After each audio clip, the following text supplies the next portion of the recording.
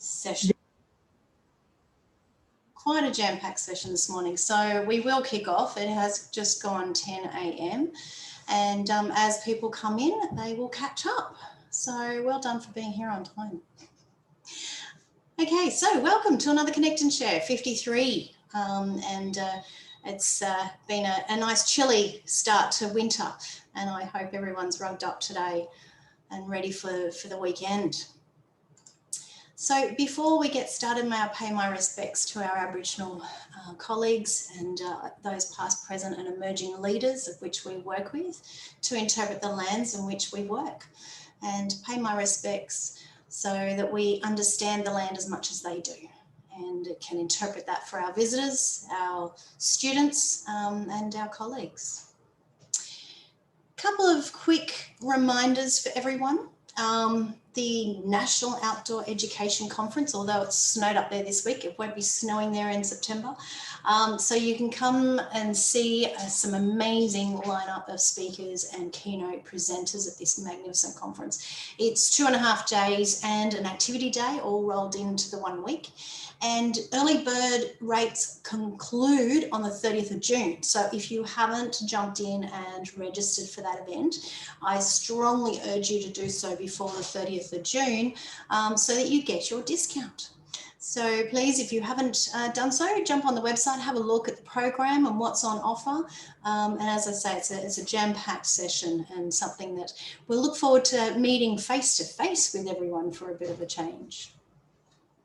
Got a lot of reminders for you this week. So the first one is the Outdoor Education Awards. The New South Wales and ACT nominations are open and they close on the 19th of June. So you can certainly jump on that link that I've sent out into all the members' newsletters to go straight through the nomination portal. But that's literally next Saturday. So you've got a week to get those nominations in and recognise your colleagues and peers for their outstanding work in education. So make sure you nominate. The Regional New South Wales grants are open again, and there is a real good focus on women in recreation. So if you're needing some extra funds to do something significant to inspire more participation by women, now's the time to do it because there's money available. So jump on their website and you can apply for those grants, and you must do so by the 25th of June. The ACARA review is still up and open for comment. So that closes in July. You've got a few more weeks, but the only way we're going to improve the curriculum in outdoor ed is that we all have our say in this area. So please jump on and comment. The Department of Planning, Industry and Environment, the mouthful department, has some grants for inclusive play. So there is upgrades up to $75,000 if you want to upgrade an inclusive playground facility, or there is new facilities which you can apply up to $200,000. So another great grant which will inspire more people to get outdoors. The Choose Canberra vouchers, again, revising this program. Again, our operators must jump in and utilise this. So Canberrians can use these vouchers at Canberra products in tourism, hospitality and retail, and redemption has started. So if you're not registered, jump in and make sure you are so that you can get some of the Canberrians visiting your establishment using this program. And great news on the New South Wales Dine and Discover vouchers. If you've registered for this program and you are a redemption business, they've been extended till the 31st of July. So yeah, great news on that one. Now, a quick week in review. The Trial Bike Committee got together and we confirmed our strategic intent. We now have a beautiful suite of strategic documents which is helping us connect with stakeholders and landowners and land managers to work through some of the challenges that we need to jump over to inspire more participation in various activities. And the Trial Bike Subcommittee is very focused on supporting this activity because it has a huge mental health aspect for its participants. And their mission is to collaborate with government, land managers and stakeholders to find solutions for shared land use and to maximise opportunities that reaffirm the benefits of trail and adventure bike riding. So a great step forward there. The strategic intent document will be online very soon, and we will look forward to working with those landowners on that document and that purpose. So a big thank you to our partners with the ACT campaign. You might remember we won a grant through the Canberra Tourism to really put a focus on outdoor pursuits. That campaign's now come to an end, and a big thank you to Slam Solutions, who are our PR consultants with this, and to the influencers that came to Canberra. You might have noticed on our front page this morning a snapshot of one of the videos that was posted. A massive 8,500 people saw it as of yesterday. And it's a great showcase. Oh, there you go. That one's 8,826. Sorry, my fault. So this one was great. It actually showcased Tidbinbilla and Mulligan's Flat and talked about Canberra as being an outdoor mecca. What was even more pleasing was the comments that came from the viewers of that video. So really showcasing that we are getting somewhere with showcasing the outdoor products. And let's not stick to the usual attractions that people see in our places. Let's get them outdoors and experiencing some great experiences. Okay, another week in review snapshot. So the ACT research project with the New South Wales schools as well is an outdoor education report. We are looking at the gaps in schools to provide outdoor ed. So we've progressed this research report, and it's now going to go out to schools and to your camp providers probably in the next couple of weeks. So stay tuned on that one, and please, if you are a camp provider, I really urge you to respond to that survey to help us match the gaps that we are seeing. The New South Wales as well as Canberra tourism wards are open. So Canberra opened last week. You might remember I announced that at last week's Connect and Share. But New South Wales opened yesterday. So the tourism awards are now open. They didn't run last year, so they're back open for 2021. And they're on both of their websites, which you can certainly see on our newsletter. The new subcommittee was announced this week. We had a board meeting earlier in the week, excuse me, and that's the climate change subcommittee. So can I congratulate the 5 people that were successful in being part of that subcommittee. And there's Damon, Jenny Lee, Stuart, Peter and Dan. So all of them with great skills to bring to that subcommittee. I really look forward to the outcomes of this group and showing that we can be leaders in climate change as well in the outdoors. Now, a lot of you have stressed to me your challenges with workforce planning at the moment, so I've located something there for you, which is the Australian Business Lawyers and Advisors have a free online webinar. You can register by scanning that QR code there. It's on the 17th of June at 12 o'clock. So if you are having problems or challenges in relation to your workforce, this might be a great opportunity just to hear from some of the experts about some tips and hints in this area about independent contracting, balancing your casuals with part-time, and just balancing your workforce in general. So there's an option for you there. More events coming up. There are certainly a few. So today you'll see a member spotlight as well as a few guest speakers, but next week we've got another member spotlight and an entrepreneur support session. So we've got someone who wants to get in the outdoors, that wants to throw open an idea and get your feedback. So that should be a bit of a fun session. And the 25th of June, we'll hear from National Parks and Wildlife on their EcoPass reforms, which have been sent out to EcoPass holders only in the last week or so. The Sprinter Symposium, which is the latest research on sport and rec, is this coming week, the 16th of June, and anyone can partake in that event. You can register online. And the Better Futures Forum, which is a virtual event, again in that climate change area. It looks really interesting. That's from the 17th to the 19th of August, and I'll certainly be attending there. So I'm going to quickly introduce you to 2 people who give us a quick update on something they're working on, but then we're going to showcase a member of ours and the magnificent work they are doing. So first of all, PT, welcome.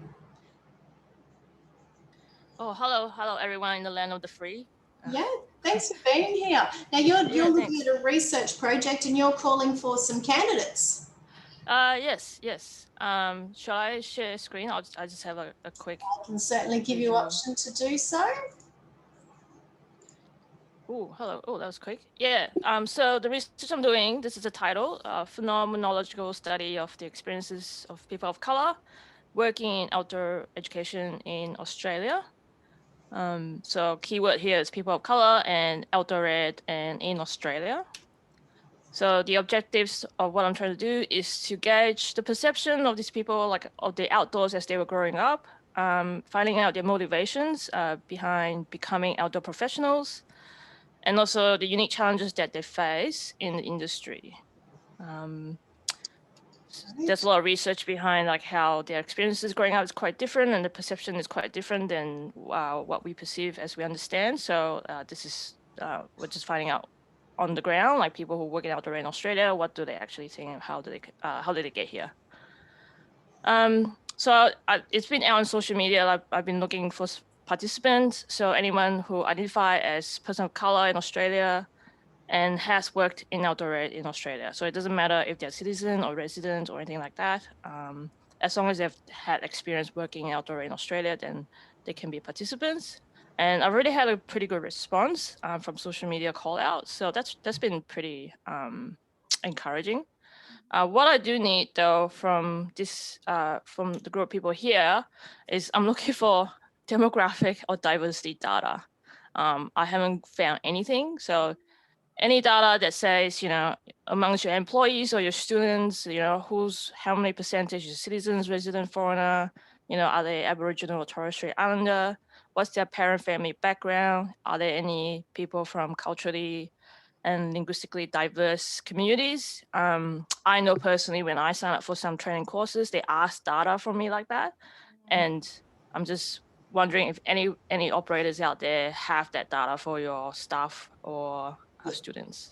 Yeah, that's freely available. Yeah, that's the end of my show.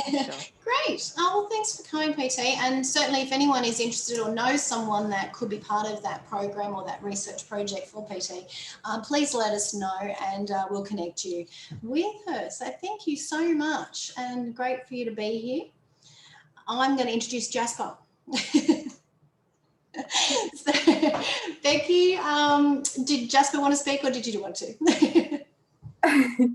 What do you think? You're going to say anything? No, he's listening today. Oh, very good. So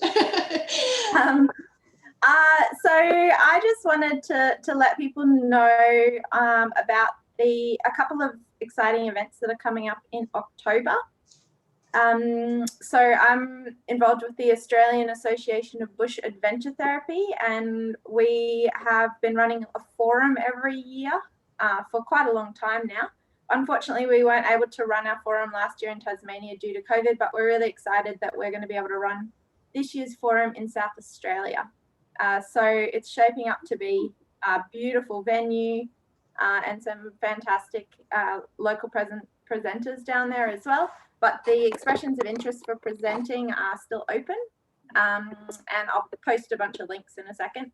We've also got the forum will be 3 days, so Friday through to Sunday, the 15th to 17th of October. And we've also got a symposium, which will be the Wednesday and the Thursday, so the 13th and 14th. So that's being run by our outdoor healthcare team, and that's sort of a more research focus approach. So it'll be at the university precinct in Adelaide, and we're sort of extending that umbrella a little bit more for outdoor healthcare. So we'll have hopefully more forest therapy, ecotherapy, and kind of a broader umbrella there as well. And then the forum will be all about hands-on practical sessions as much as we can. So a lot of people hopefully will be interested in the whole the symposium and then following on the forum. So that's certainly what I'll be doing, and we're going to make sure that the content is differentiated between those so that it will be a good experience for folks. And then that Friday in the middle, we'll have a few extra optional workshops, or people can just explore the Adelaide area if they're not from there. Oh, not me to say that. Message from our sponsors. Yeah. So we're also calling for presenters for the symposium. And as you might know, AABAT's really fortunate in that we've have a long time connections with a number of Aboriginal and Torres Strait Islander folks, both in our committee and in the communities that we connect with. And so that will be always a focus of our events as well. And so we've got some really exciting presenters lined up from local communities in South Australia as well already. So I'll just post a link in to both of those. That's awesome. And, thank you. Just aligning well with what PT said. Happy T, great to see you. We're also obviously looking for diversity in our presenters as much as possible always, and that includes you know, people from a range of backgrounds, but also people with a range of different abilities and from different perspectives as well. Brilliant, brilliant. Thank you so much. And can I remind everyone that the work that Becky does with her colleagues at AABAT is all volunteer. So well done, and really looking forward to what you've come up with, and hopefully we'll be there too. Thanks, Laurie. Thanks, and bye, Jasmine. Awesome. Now I'm going to introduce our spotlight member today. So with doing so, I'm just going to quickly show you a bit of a sneak peek on what you're going to hear from. So hopefully this is going to work. Welcome to Vision Valley. That's right. Our College Council has worked so hard to secure Vision Valley for Pymble Ladies College. This is so exciting. This means generations of opportunities for our beautiful girls here at Vision Valley. We can spend time around the campfire, at the amphitheatre, on the high ropes courses, and maybe even down the Flying Fox. I'm so thrilled to be able to now hand over to our Chair of College Council, who's going to speak about this important acquisition for the college. So I am very excited to be sharing with you all today that Pymble has acquired the incredible facilities at Vision Valley. This is a site which is known to be the premier site in all of Sydney, and it's only 40 short minutes away. 30 hectares of incredible bushland and cleared land. It's got accommodation for 300 people. And your girls, I'm sure, will tell you about the experiences and the different opportunities that there is at Vision Valley, from high ropes course, from a lake and boathouse to canoeing, to zip lining, and all sorts of other activities which I know they will just love. It's all part of our Pymble strategy, which Dr. Hadwin has helped us refresh with staff and think about really carefully. But experiential learning is so key now to building an understanding of learning by doing and being in different environments as they learn, as they do, as they play. And they will play, they will have so much fun at this site, and I know that you will hear more about this incredible acquisition. Vision Valley will be part of Pymble for many generations to come.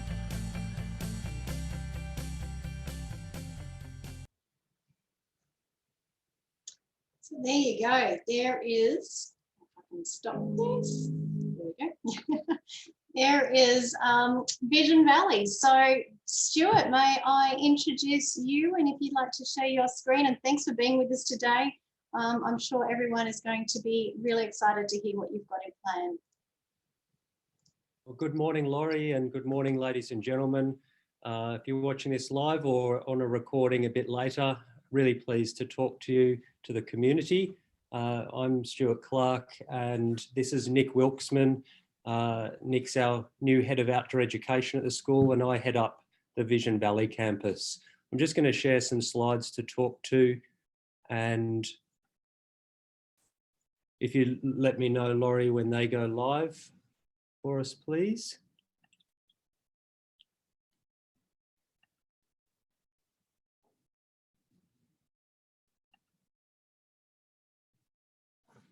Can you see those slides now, Laurie?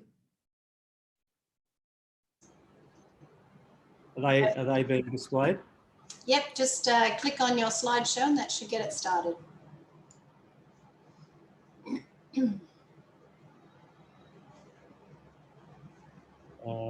just, sorry. That's right. Just click on play from start. I think that's probably the easiest.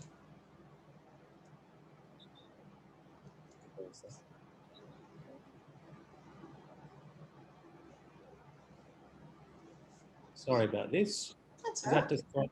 There you go. That's perfect. Oh, great. Thank you. Okay, so it is a new paradigm for Pymble Ladies College. The introduction of a really thorough outdoor education program, and we have that opportunity as a result of our new principal, Dr. Kate Hadwin. She's got a real passion for and vision for outdoor education and experiential learning. So we were given that opportunity when Kate joined us in mid-2019, and it's been an amazing journey from there, including the acquisition of the Vision Valley site and the hiring of a great team, which we're continuing to develop. One of the things that has given us strong rationale to develop experiential learning and outdoor education is that mental health in all youth communities is a significant concern, and it's a concern to us, and it's one we want to address head on. And by giving our girls at Pymble Ladies College and other students who visit Vision Valley good opportunities to build their emotional intelligence and resilience. It is a big shake-up for Pymble Ladies College to take our students out of the classroom more and expose them to less traditional styles of learning. So we're in a change management process, which is really exciting. It does throw up, of course, challenges for us, but the school's culture is shifting towards a more personalised learning methodology the whole time. So we're shaking it up across the board. The timetables being looked at, personalised learning in streams other than traditional HSC learning are being looked at. So it's a really exciting time for our school and other schools who are going through that same journey. We are really intent in our program on emotional intelligence skills, self-awareness, self-regulation, motivation, empathy, and social skills. And our continuum is being built around that. And as you heard our chairman in that video say, our new strategic plan has a big focus on those skills, and we have a empowered to be courageous pillar as part of our new strategic plan, which is really something that we're embracing in outdoor education. And obviously it's totally in our wheelhouse to be exploring courage and giving our girls good skills to navigate a complex life. So we've been given that mission basically from when Kate arrived in 2019 to develop an exceptional outdoor education program.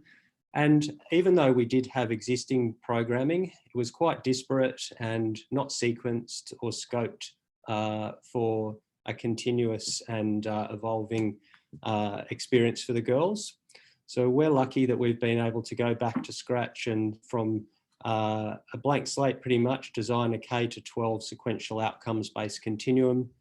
We were given the mission to buy a campus, and that's come to fruition, which is enormous for us. We are also in an exciting process of scoping out a long stay program for our Year 9 girls. And alongside that, we're developing specialist adventurous journeys and adventure sports for our girls to extend our traditional co-curricular program. And that supports programs like the Duke of Edinburgh, of course. So our portfolio at the school spans the outdoor education program, adventure sports, interstate and hopefully international tours. Certainly we were travelling overseas pre-COVID and plan to again in exciting locations. We deliver the Duke of Ed here at the school, quite a strong program. And we launched our own Australian Army Cadet unit, which was the first all-girls unit in Australia when we launched 4 years ago.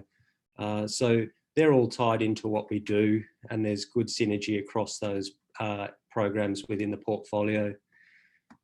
We know that students need better connection, and as we all know on the call and listening to the recording, outdoor education brings those connections and makes them really authentic. We definitely know that the girls are not at Pymble and not adventurous enough, and that their risk taking is not necessarily framed up safely. So we look to do those things in our program. Exploration and play are things that we're fostering through our standard curriculum here at the school, and obviously we get to enhance those through our activities and programs. With our Vision Valley site, which I'm going to talk on shortly, we get an enormous opportunity to extend curriculum into a very practical space, a field-based space.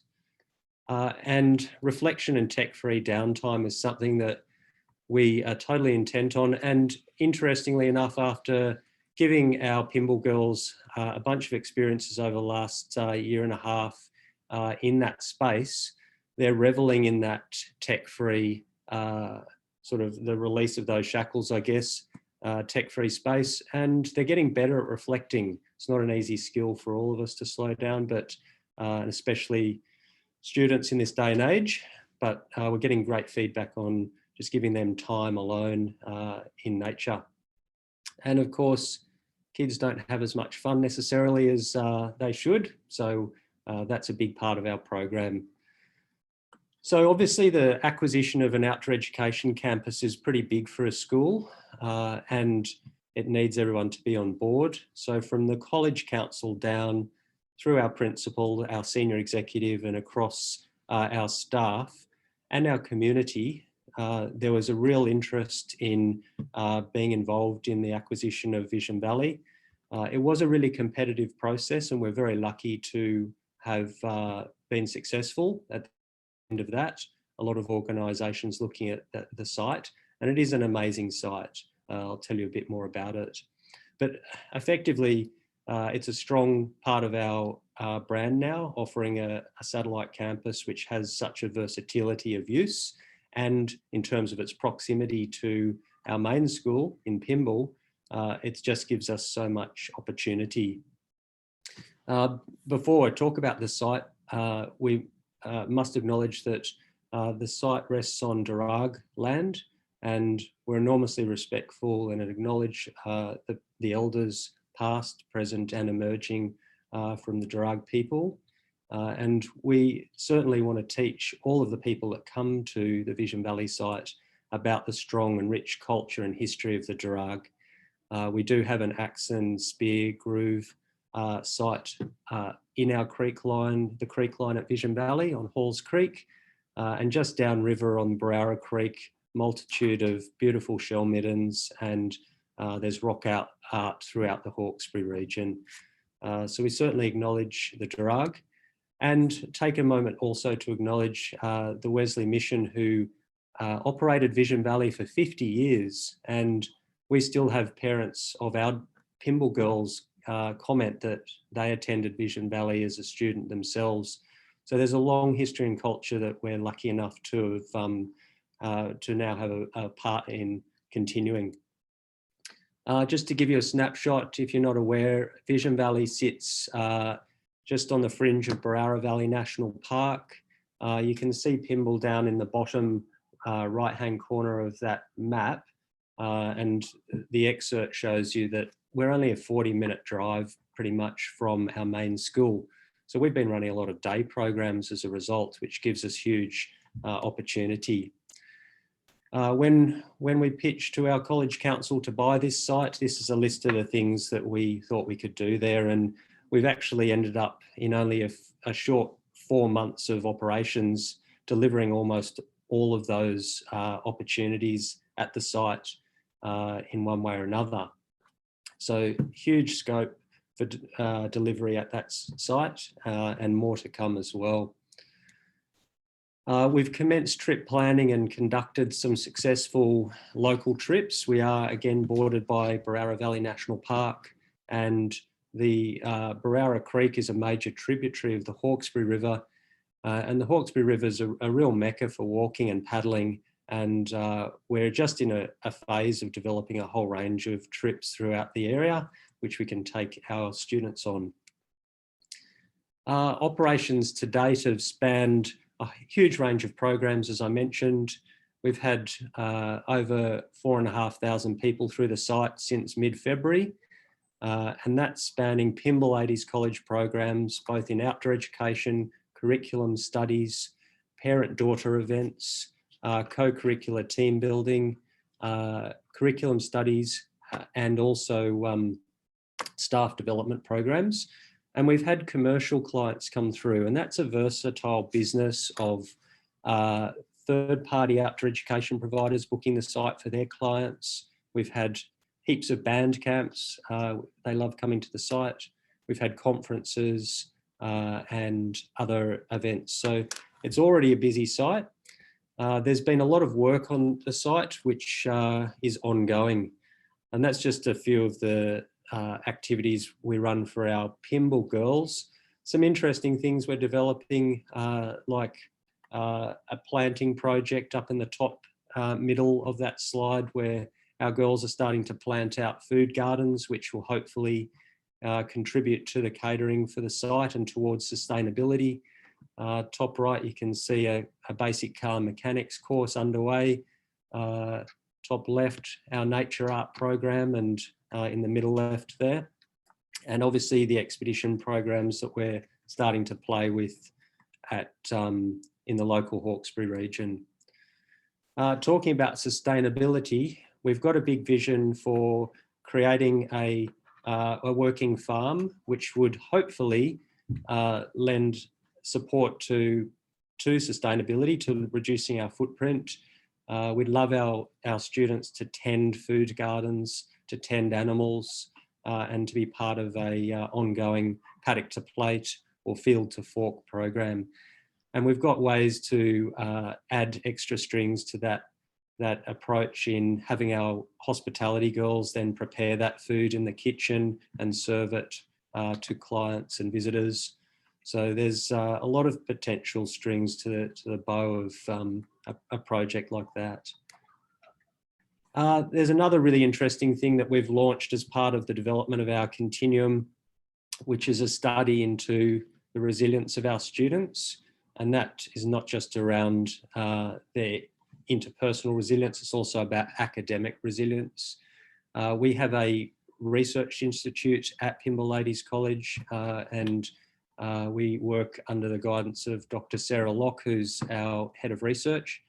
And we've also luckily partnered with Western Sydney University and Dr. Tonya Gray, and Tonya and some of her colleagues are assisting us in setting up a longitudinal study where we've commenced research on our Year 7 girls who will actually end up in 2 years' time on our first long stay program. That's our intention at this point, and we're still scoping that out. And that 3-year study will give us hopefully a lot of data as to how to continue to enhance opportunities for resilience building.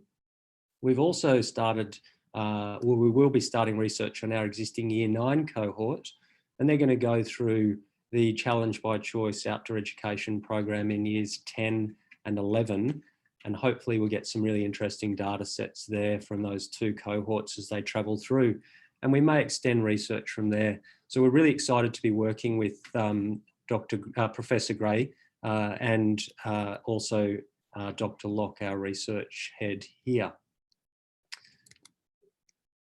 Just a brief outline of what we're looking at in long stay. Obviously long stay is done very successfully by a number of schools. And there's emerging programs in New South Wales as well. It's great to see interest in the outdoor education community about experiential long stay programming. We're certainly really interested in getting our Year 9 off campus and living at Vision Valley. In that slide, you can probably make out a roof line up in the top of the mid tree line at the top of the slide. That's the building that we're planning our Year 9 girls long stay program as a base, and we'd be running a life skills program blended with academics that are contextual to the environment. And we'd also be running an expedition program. We're really excited about that. We're piloting it next year. We're looking at a 2023 full rollout. And it's looking like it'll be an 8-week program for the girls. So matching a program like MLC's Marshmead in Victoria. and the program that's emerging with Trinity Grammar School at their Willamia site in Jervis Bay. So we're really excited about long stay and building that opportunity for our students. I'm going to hand over to Nick Wilksman now to talk a bit about the continuum that he's building with his team and take it from there. Thanks, Stu. Hi, everybody. My name is Nick Wilkes. I'm only a few weeks into my employment at Pymble, and I've been brought on board basically to build this K-12 continuum along with my team here. As you see on the screen, it's intended to be a life-changing journey embedded in personal growth, connection to peers, life skills, service and environmental stewardship. We've started to implement the continuum this year, but we do still have quite a long way to go. And I think it'll be a rollout over many years. The continuum's going to be based around the core values of the school, being care, courage, integrity, respect, and responsibility. I've come from a background, I've worked in a number of schools around Australia in outdoor education programs, but the big difference between those ones and this one is that there was a pre-existing outdoor ed program that in most cases had been running for quite a few years. And I'm really only now appreciating trying to make that cultural shift towards implementing one. And some of the challenges with that is here at Pymble, we've got 107 years of history of what it means to be a Pymble girl. And none of that includes expeditions or long stay programs. We've got families that have been associated with the school for a really long time, as well as staff.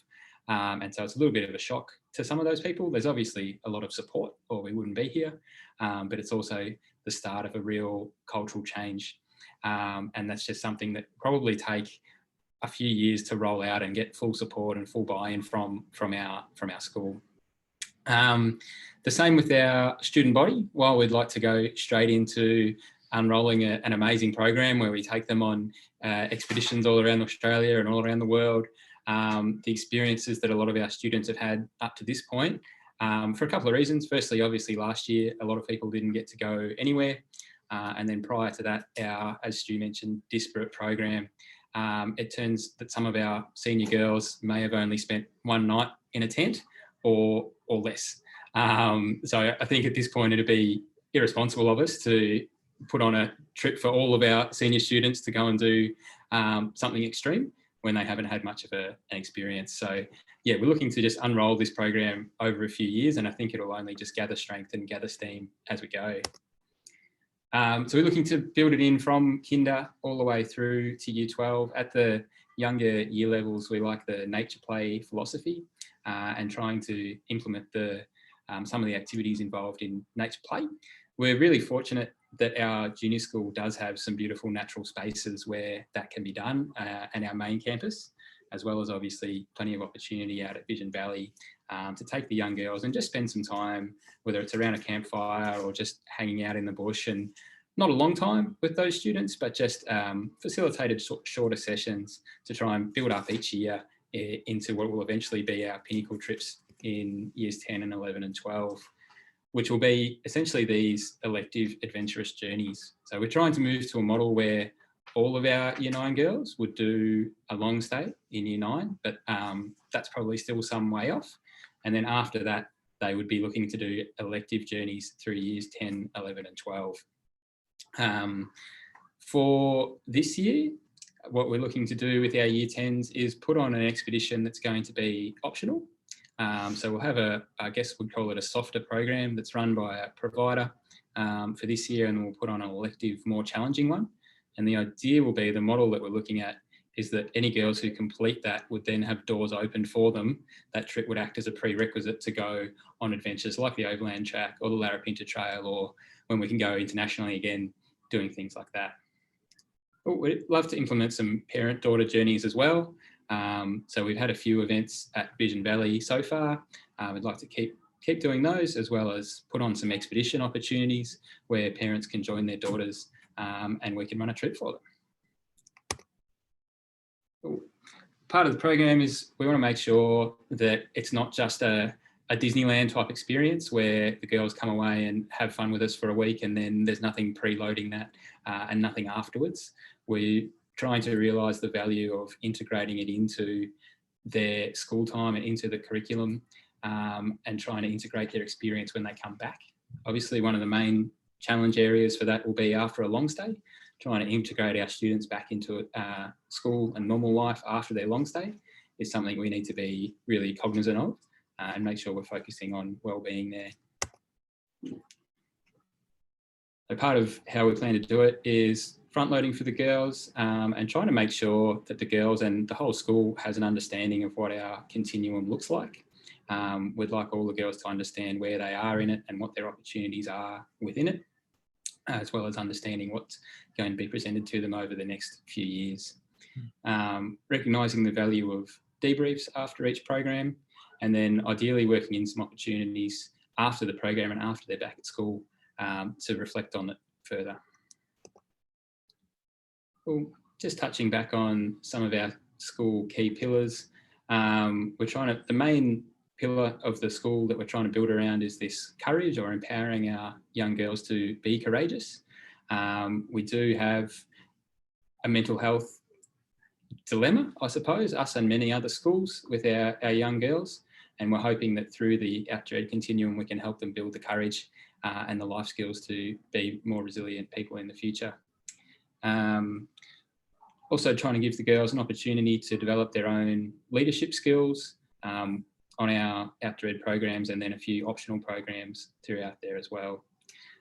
As everyone listening would also know, Outdoor Ed's beautiful vehicle for teaching leadership and mindfulness, and physical fitness comes in as well, but it's usually just a byproduct. I think not many of us focus on physical fitness as part of our programs, but it's just an enjoyable byproduct that we get to enjoy.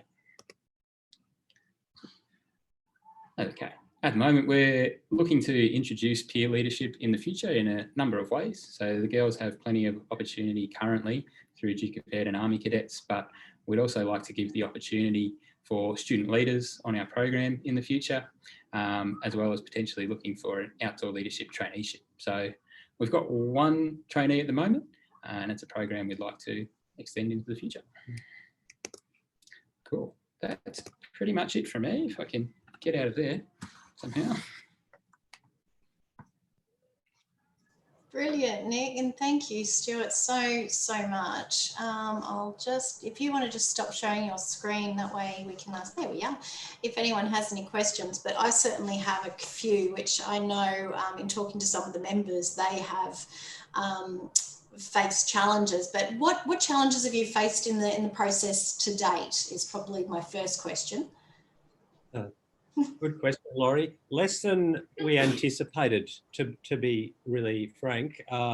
When I was challenged by the opportunity to seek out a campus, it was very opportune that the Wesley Mission were actually looking at divesting their property at Arcadia at that time. And that was a business decision for them, and of course COVID accelerated, I think, that decision making. So we couldn't have asked for better timing when it came to the proximity and resources of that site. We were certainly looking at a 2-hour radius from Pymble to purchase within, which is the case for Glengarry, for Scots College, for example, and the like. So we got very lucky there. I was amazed at the response from our General Executive and College Council once we actually went to the business case and presented what is a pretty impactful argument, but obviously financing a purchase or procurement of that extent is significant for the school, and there's ongoing costs to operate the site. So procuring the campus, though a very detailed process, it was an all-in process, and it was really exciting. The settlement took much longer than we'd hoped because it is such a complex arrangement. So one of the challenges we have had is a very excited community who wants to get in there and use the site, but also a site that did need work. And we got the keys in December last year, and we worked really hard right up till mid-February, where we launched our first program And we didn't shy away from delivery. We had all of our year 3 and 5 girls visit us in mid-February, which was it was about 250 people arriving. We ran a hybrid camping and hardtop program, and we learned a lot. We're still learning every week about how to improve our process and product, but amazing support generally from our Pymble community. There's been some really interesting chat around long stay. Some families saying, why can't you start right now? Others saying, how do we survive without our daughter for 8 weeks?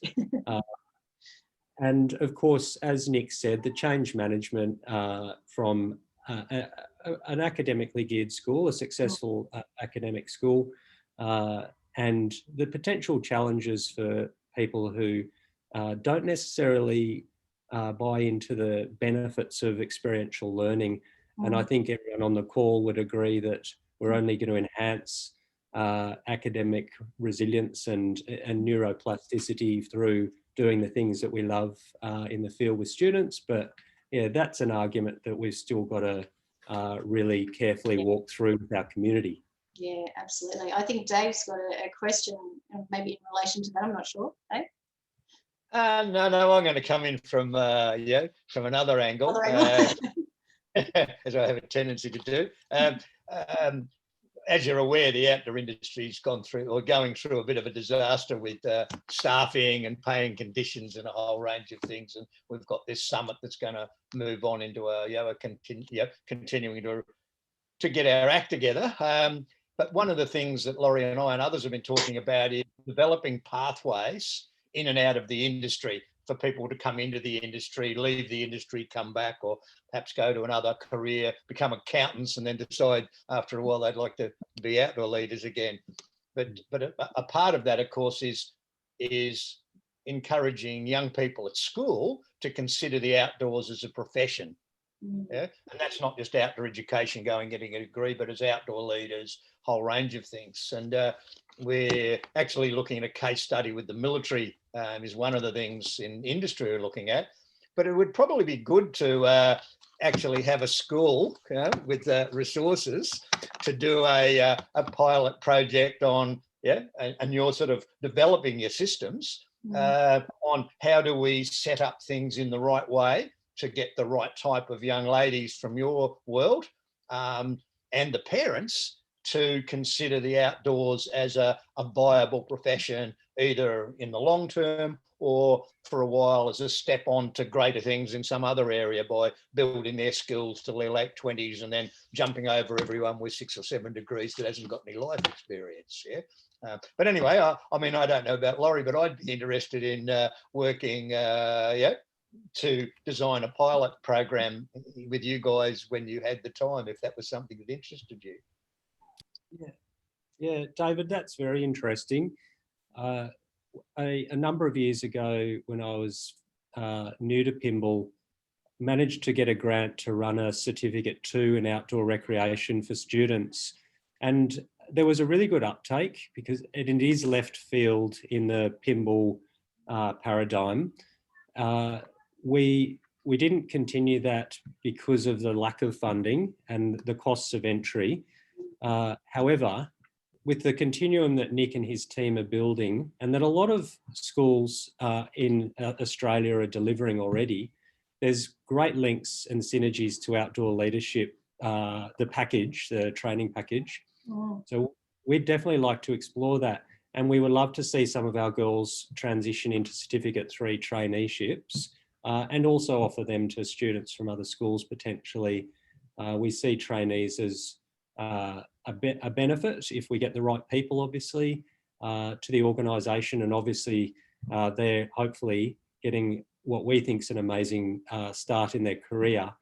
And David, I think I'd like to imagine that there's a whole bunch of families at the school that are really cognizant of the opportunity to give their girls, in this case, a career that's not just meaningful for them, but also has a progression.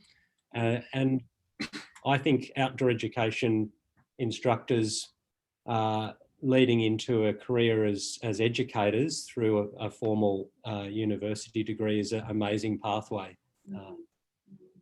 Brilliant. And Thanks. also there's the pathway just into leading, a certificate 3, in my opinion, is all a good certificate 3, some competence, experience and the right person is all one needs to be a good outdoor leader in the tourism, recreation, outdoor education areas, particularly if you're intending to stay for 5 or 6 or 10 years and then perhaps go into mining or military or government or emergency services or something. But we are finding, and in the various other worlds that I move in, that people are finding it hard to get young people in that age group from 20 to 30 that actually have life experience and have the competency and the able to make decisions, able to manage risk and that. So I think we could develop a generation of young people that, or some young people that could really fill a lot of those gaps that are needed in the broader society. Yeah. And Dave mentioned the summit, which the OCA put on a couple of weeks ago, and we're still doing a lot of work on. And pathways is a key focus in that. And I think the other focus that came out of that summit was promotion of the industry. And I think that goes hand in hand. So any opportunities that schools have or organisations have where they're talking about careers, we need to be there. And we need to be talking up, this is an option that people probably haven't considered. I know myself, I've jumped on board with my local school with their careers night to say, I'll come, I'll talk about, the outdoor industry, but also, getting it into things like the platforms like Study Work Grow, Year 13, all of those ones that kids are looking at as they come out of school. We need to continually enforce that outdoor industry is there, and outdoor education is certainly an option. Thank you, Dave, for raising that. And did anyone else have another question? I've got one last question for Stuart and Nick, but yeah, Beth?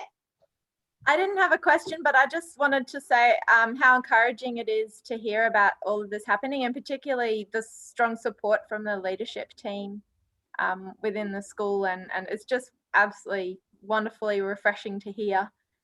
And really exciting to see where it goes, particularly around the research that you've got happening with Tonya.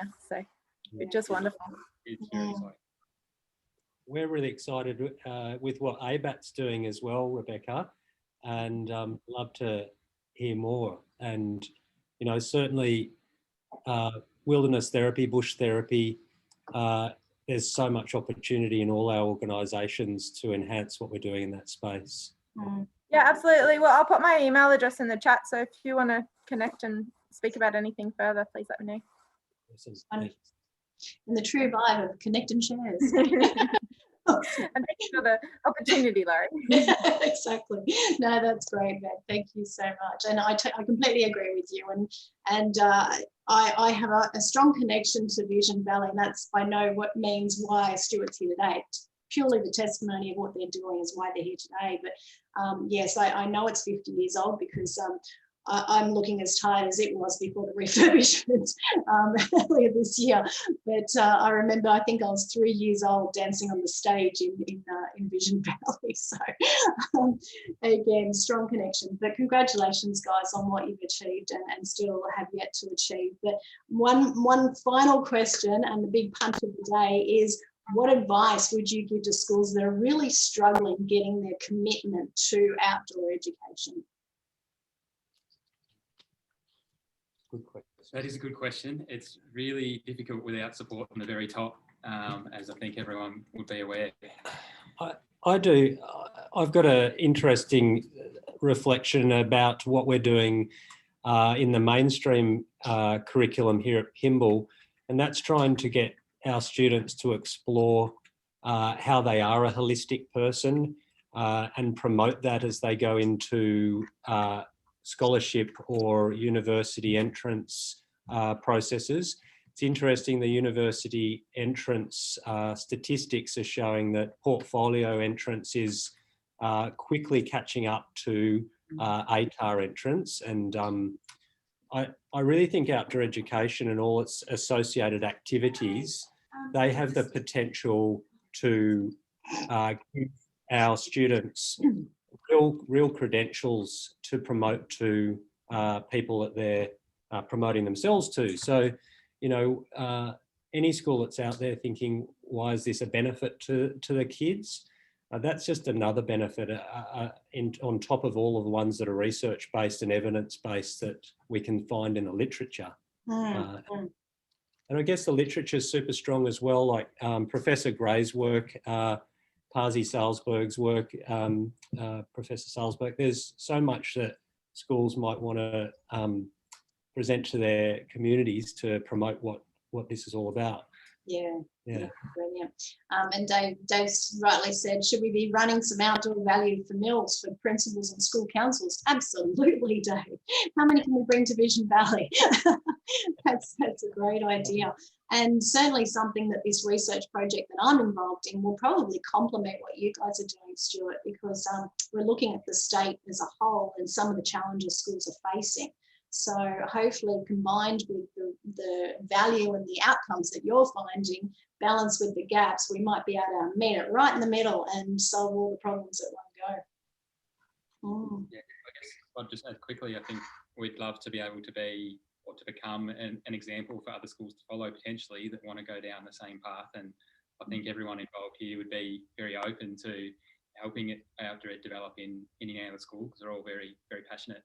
So yeah, hopefully there's some pathway that we can help other schools get there as well. Nick, I'm sure they'll take you up on that, and I'll certainly be supporting you in that. I think that's a great idea, and let's get people to understand the value of investing in this space. Thank you so much, guys. Really appreciate you being here. Your presentation was amazing. And any other thoughts or questions of the day from any of our participants today? I'm allowed into New South Wales now without having to lock down. Yes, you are. Welcome across the border. That's today. I'm not saying tomorrow.